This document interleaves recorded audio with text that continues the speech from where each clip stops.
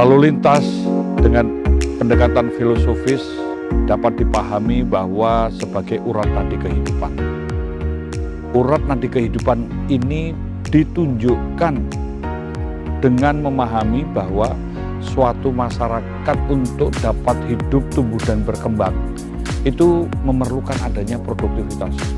Pada proses produktivitas ini diperlukan suatu aktivitas melalui atau dengan lalu lintas, sehingga pada konteks lalu lintas sebagai urat nadi kehidupan, maka ada standar-standar yang harus dipenuhi oleh penataan pengelolaan lalu lintas agar lalu lintas ini aman, selamat, tertib, dan lancar. Yang kedua, lalu lintas ini juga sebagai refleksi budaya bangsa.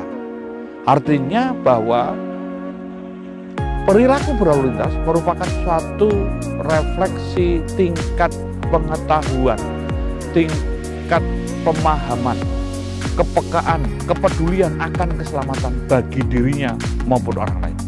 Nah, karena ini sebagai ikon peradaban, maka yang dibangun pada proses penegakan hukum adalah bagaimana untuk meminimalisir terjadinya pelanggaran dan bagaimana dapat membangun budaya tertib. Tertib karena kesadaran. Yang sadar maka akan bertanggung jawab dan disiplin. Sistem penegakan hukum ini juga antara manual, semi elektronik, dan elektronik ini dipadukan. Yang maknanya adalah untuk mencegah agar jangan terjadi masalah-masalah lalu lintas seperti kecelakaan, kemacetan, atau masalah-masalah lainnya. Yang semuanya tentu kontraproduktif dan sosial costnya mahal. Maka untuk membangun peradaban diperlukan sistem hukum yang juga secara elektronik. Maka kaitan penegakan hukum ini adalah dengan traffic activity record, adanya catatan digital atau rekam jejak perilaku berlalu lintas. Dan ini juga berkaitan pada sistem demerit atau merit system, di mana pelanggaran ringan atau pelanggaran administrasi dikenakan poin 1, pelanggaran yang berdampak pada kemacetan dikenakan poin 3, dan pelanggaran yang berdampak kecelakaan dikenakan poin 5. Nah, disinilah semua saling kait-mengkait. Nantinya akan dilihat bagaimana proses untuk perpanjangan SIM, yaitu satu tanpa uji ulang karena dia selama memegang SIM tidak pernah melanggar atau pelanggarannya tidak lebih daripada 12 poin. Dan kalaupun dia juga terlibat kecelakaan, dia bukan sebagai pelakunya. Yang kedua adalah uji ulang karena pelanggarannya lebih dari 12 poin dan pernah terlibat kecelakaan, atau dia sebagai pelaku atau penyebab kecelakaan. Yang ketiga adalah cabut sementara dengan putusan pengadilan karena berkendara dengan ugal-ugalan, mabuk, menggunakan narkoba, ataupun juga menggunakan suatu cara yang membahayakan keselamatan dirinya dan orang lain, siksa, kebut-kebutan, dan juga cabut seumur hidup. Ini juga dengan putusan pengadilan karena dia terlibat tabrak lari. Nah, yang selanjutnya secara filosofis dapat dilihat sebagai cermin tingkat modernitas karena ini era digital, maka pengelolaan penanganan lalu lintas ini adalah secara holistik atau sistemik yang dibangun dengan adanya back office application network yang berbasis pada artificial intelligence dan internet of things untuk menghasilkan suatu sistem big data untuk memberikan pelayanan yang prima, yang cepat, tepat, akurat, transparan, akuntabel, informatif, dan mudah diakses. Dan semuanya itu terwujud dalam suatu sistem yang dapat terlihat dalam algoritma road safety yang dapat diakses secara on time, real time, anytime, yang merupakan prediksi, antisipasi, dan solusi.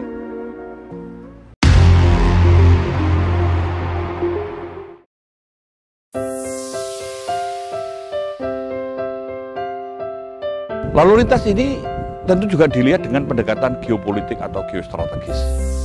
Kalau kita melihat dari situasi dan kondisi Indonesia sebagai negara kepulauan, negara yang bermasyarakat majemuk, kita melihat bahwa negara ini penuh dengan sumber daya alam, dengan sumber daya manusianya juga. Dan kita ini semua secara astagatra, secara geografi, demografi, sumber daya alam, ideologi, politik, ekonomi, sosial, budaya, keamanan, dan pertahanan ini semua saling mengkait. Semua membutuhkan suatu sistem lalu lintas yang baik untuk mendukung berdaulatnya suatu bangsa. Supaya bangsa ini juga memiliki daya tahan, daya tangkal, bahkan daya saing. Nah, oleh sebab itu kita juga melihat bahwa bagaimana kita mengatasi sistem angkutan umum atau moda angkutan umum yang saling terkait, saling terkoneksi satu dengan lain. Bagaimana kita juga membangun satu sistem untuk bisa memberikan pelayanan untuk angkutan danau, sungai, dan penyeberangan. Nah, kita juga melihat negara Indonesia ini negara yang sumber daya alamnya luar biasa. Kawasan industri, kawasan untuk pariwisata, kawasan untuk perkebunan, pertambangan, bahkan perbatasan. Ini semua perlu ada suatu penanganan lalu lintas yang aman, selamat, tertib, dan lancar. Dan kita juga perlu memikirkan bagaimana kaitannya dengan suatu sistem. Ini akan berkaitan dengan dibangunnya Belt Road Initiative, akan dibangunnya suatu sistem jaringan tol, mungkin juga tol Nusantara atau tol yang berkaitan dengan dari Sabang sampai Merauke atau dari Miangas sampai ke Pulau Rote, ini saling terkait. Ini juga merupakan satu kaitannya, karena lalu lintas jalan Uranadi ini secara geopolitik geostrategis juga berkaitan dengan bagaimana membangun kedaulatan bangsa ini. Bagaimana menunjukkan bahwa Indonesia ini indah, Indonesia kaya, sehingga dukungan dari proses sistem lalu lintas ini sangat mendasar, sangat diperlukan untuk dapat berdaulat, berdaya tahan, berdaya tangkal, bahkan berdaya saingnya suatu negara.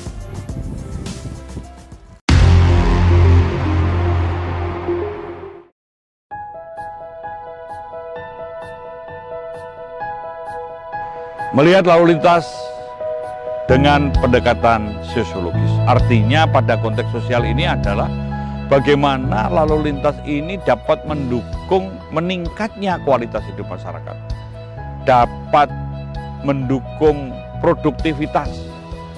Nah, Indonesia yang memiliki banyak corak masyarakat maupun kebudayaannya, ini juga bisa disesuaikan karena kebutuhan keamanan, rasa aman, kebutuhan keselamatan, kelancaran, permasalahannya ini juga bisa bervariasi. Nah, oleh sebab itu perlu membuat satu prinsip yang mendasar dan berlaku umum. Bagaimana aman, selamat, tertib, dan lancar dengan implementasi yang bisa bervariasi. Nah, secara sosiologi tadi katakan bahwa apapun yang dilakukan adalah mendukung produktivitas, tidak melakukan tindakan yang kontraproduktif. Baik pengawasan, perizinan, penegakan hukum, kontrol, dan lain sebagainya itu tidak ada kontraproduktif. Kita memikirkan bagaimana meningkatnya kualitas hidup masyarakat, bagaimana terbangunnya budaya tertib. Secara sosiologis dapat dilihat bahwa lalu lintas yang ditata dengan baik dan benar akan mendukung peningkatan produktivitas, sehingga kualitas hidup masyarakat dapat hidup, tumbuh, dan berkembang.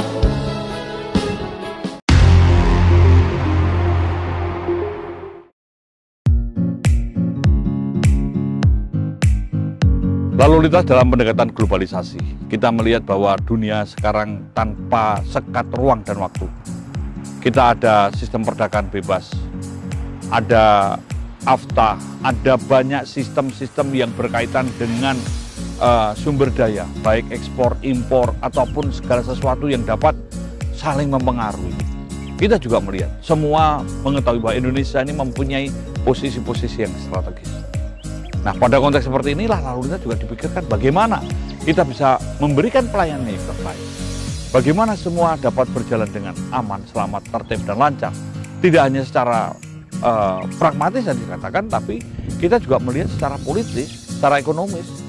Ini juga kaitannya bagaimana logistik Indonesia ini bisa dapat diekspor dengan baik. Ataupun kalaupun kita impor juga dapat menseleksi atau segala sesuatu terkontrol dengan baik. Masalah perdagangan, masalah bisnis, ada mungkin pemikiran menjadi tol Dumai Malaka, adanya tadi Belt Road Initiative, adanya suatu sistem-sistem online, sistem-sistem elektronik yang semuanya ini berdampak pada kedaulatan, daya tahan, daya tangkal, bahkan daya saing suatu bangsa. Ketika kita tidak bisa mengatasi ini, maka akan tergerus. Pada konteks seperti inilah, mendekati lalu lintas secara global adalah bagaimana pengelolaan menata lalu lintas ini juga bisa saling kait-mengkait, tidak terbatasnya sekat ruang dan waktu.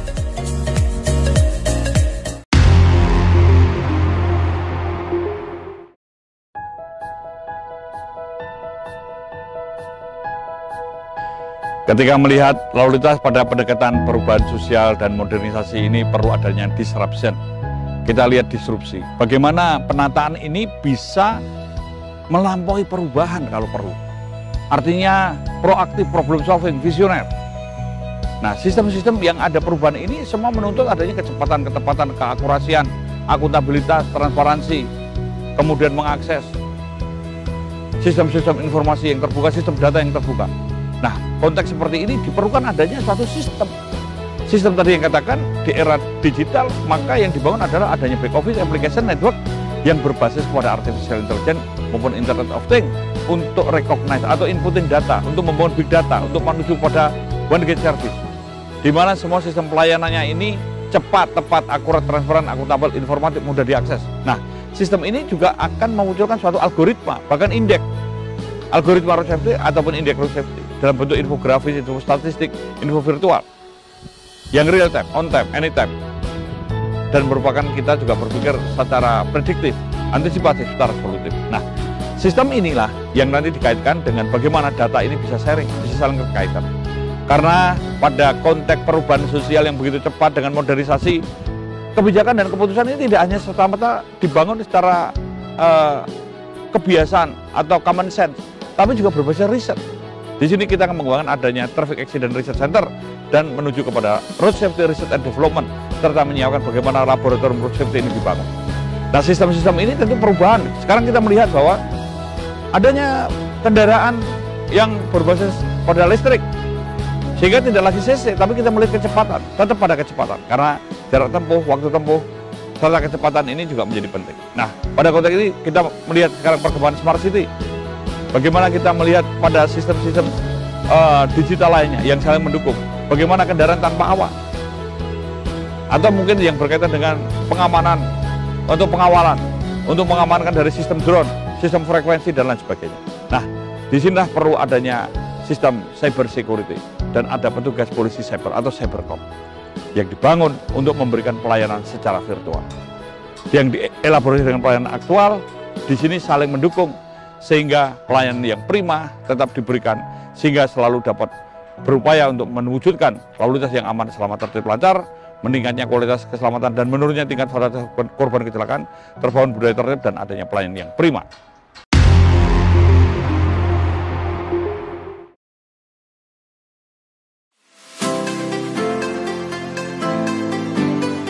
Melihat atau memahami lalu lintas dengan pendekatan operasional atau fungsional, kita semua paham bahwa bagaimana implementasi ini dapat berfungsi sebagaimana yang semestinya.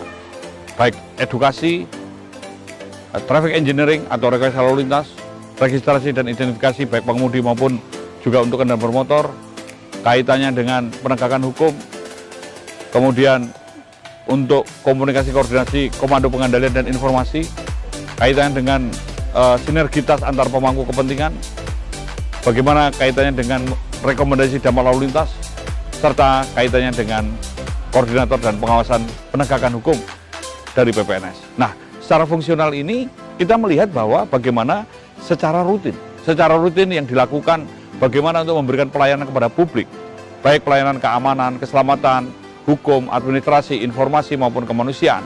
Ini yang berbasis kepada intel dasar atau kalender Kamtimas atau perkiraan keadaan intel, ataupun dari sistem data atau situasi lainnya. Kemudian yang berkaitan dengan situasi yang khusus atau waktu yang terbatas atau tertentu dengan sumber daya yang tertentu. Ini juga bisa melihat bagaimana adanya kegiatan kemasyarakatan, adanya kegiatan politik atau kegiatan protokoler, atau adanya operasi kepolisian yang terpusat maupun mandiri kewilayahan. Dan untuk kontingensi, ini ada hal-hal yang sifatnya harus dipenanganan secara khusus yang darurat pada konteks karena faktor manusia. Misalnya ada konflik atau demo yang besar, atau karena ada permasalahan konflik sosial yang besar, atau teror bom, karena kerusakan infrastruktur, atau karena bencana alam. Nah, bencana alam ini juga bervariasi. Ada tsunami, gempa, tanah longsor, banjir, dan lain sebagainya. Ini semua saling dikaitkan dengan bagaimana lalu lintas tetap terpelihara, keamanan, keselamatan, kelancaran, ketertibannya, dan bagaimana terus semua bisa berjalan dengan baik. Nah, pada konteks seperti ini, sistem-sistem dibangun adanya crisis center. Pada sistem operasional atau sistem ini dibangun adanya crisis center, atau ada call and command center, ada control center. Nah, di sini kita membangun ada sistem IT for road safety, membangun traffic management center untuk mendukung road safety management.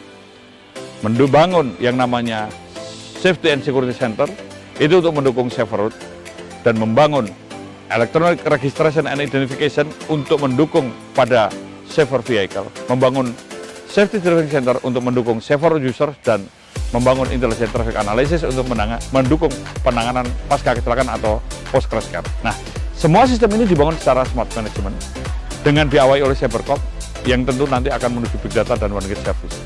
Sistem-sistem inilah yang dibangun bagaimana secara fungsional, dan ketika ini dibangun pada konteks yang berkaitan dengan kontingensi, maka kita bisa menerapkan atau menjalankan yang berkaitan dengan asta siap. Asta siap ini bisa dilihat siap piranti lunak, siap untuk pedoman acuan atau standar-standarnya. Yang dua, siap posko. Tadi katakan posko ini dapat diartikan sebagai back office, menjadi call and command center, menjadi traffic control center atau lain sebagainya, dan menjadi pusat K3. Kemudian membuat model. Bagaimana model-model penanganan, bagaimana pandangan tingkat kota, lintasan, kawasan, atau lain sebagainya, sehingga ada latihan bisa dilakukan secara simulasi. Dan ini membuat model-model ini menjadikan bagian penting, sehingga penanganannya bisa secara sistematis, secara cepat, quick response dibangun. Kemudian yang berkaitan dengan siap jejaring, kita mempunyai jaringan-jaringan semua stakeholder, setidaknya kita semua ada jaringan dari link level bawah, tengah, sampai atas ini semua ada sistem komunikasi, informasi, komando kendalian. Dan ada siap mitra. Mitra kita setidaknya ada triple helix yang dibangun. Mitra kita dengan pemerintah, dengan akademisi, dengan sektor bisnis, dengan media, dengan NGO, LSM, atau dengan masyarakat sendiri, atau dengan hal-hal lainnya. Ini bukan hanya triple helix tadi katakan, tapi juga bisa menuju ke N helix yang tak terhingga, sehingga saling kait-mengkait, saling mendukung. Kemudian siap untuk personel atau petugas yang akan mengawai. Bagaimana yang mengawai pada back office, petugas-petugas satgas, bagaimana petugas-petugas yang fungsional lainnya. Dan kita juga melihat satgas preventif, preemptif, represif, sampai recovery atau rehabilitasi. Dan juga untuk siap sarana-prasarana, baik untuk perorangan, unit atau kelompok, dan juga untuk satuan. Yang tentu dibangun bagaimana alat-alat yang untuk kegiatan aktual ataupun kegiatan elektronik.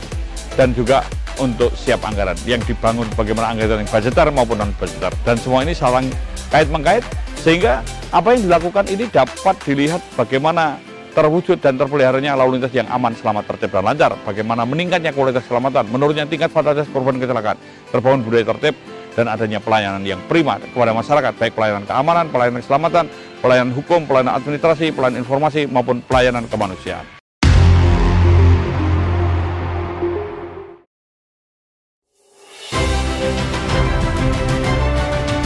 Melihat lalu lintas dengan pendekatan pelayanan kepada publik, kita dapat melihat apa yang dilayani pada sistem lalu lintas ini kepada publik. Yang pertama adalah pelayanan keamanan, yang kedua pelayanan keselamatan, yang ketiga pelayanan hukum, yang keempat pelayanan administrasi, kelima pelayanan informasi, dan keenam adalah pelayanan kemanusiaan. Pelayanan yang berkaitan dengan pelayanan keamanan, kita tahu bahwa lalu lintas ini diperlukan adanya rasa aman, keamanan, karena kejahatan pun juga ada di jalan raya, menggunakan atau dengan kendaraan bermotor. Sehingga sistem-sistem yang dibangun adalah juga untuk mendukung tadi secara sosiologis, secara geopolitis, geostrategis, bahkan juga dengan pada hal-hal yang lain. Nah, pada konteks inilah pentingnya membangun secara sistematis. Kaitannya keamanan tidak hanya sendiri, tetapi juga keselamatan, karena sumber daya manusia adalah aset utama dari bangsa ini. Bagaimana meningkatkan kualitas keselamatan dan menurunkan tingkat fatalitas korban kecelakaan. Ini juga yang diperlukan, karena sistem-sistem ini juga diperlukan untuk kaitannya mencapai tujuannya, meningkatnya kualitas keselamatan, menurunkan fatalitas korban kecelakaan. Dan kita juga untuk pelayanan hukum. Bagaimana pelayanan hukum ini, hukum menjadi simbol peradaban yang dapat meminimalisir terjadinya penyimpangan, atau setidaknya kesempatan-kesempatan untuk menyimpang ini bisa di atas, sehingga ada yang namanya record digital atau catatan perilaku berlalu lintas, sehingga ada kaitannya dengan pengawasan yang berkaitan dengan traffic attitude record atau catatan digital, dan program The Merit Point atau pada sistem-sistem perpanjangan semua berdasar kepada merit system. Nah, pada konteks seperti ini, kita semua juga berkaitan dengan pelayanan administrasi. Karena sistem administrasi ini surat menyurat, kelengkapan, atau apapun ini juga menjadi sangat penting. Nah, pada konteks pelayanan ini semua tentu pelayanan administrasi ini juga berbasis kepada sistem elektronik yang modern, tidak lagi parsial, manual, konvensional, tapi semua menuju kepada. Dan kita juga ada pelayanan informasi situasi dan kondisi ini sangat penting karena era digital, di era revolusi industri 4.0, informasi menjadi sangat penting. Maka ini dibangun bagaimana sistem-sistem ini ada sistem informasi yang cepat, tepat, akurat, transparan, akuntabel, informatif, mudah diakses yang dilakukan secara online. Dan ini juga untuk pelayanan kemanusiaan karena polisi di dalam melaksanakan lalu lintas ini dalam pelayanan juga untuk meningkatkan kualitas di masyarakat. Terjaminnya keamanan, rasa aman, adanya meningkatnya kualitas keselamatan, menurunnya tingkat fatalitas korban kecelakaan, terbangun budaya tertib, memberi edukasi, pencerahan, dan lain sebagainya itu untuk mengangkat harkat martabat manusia.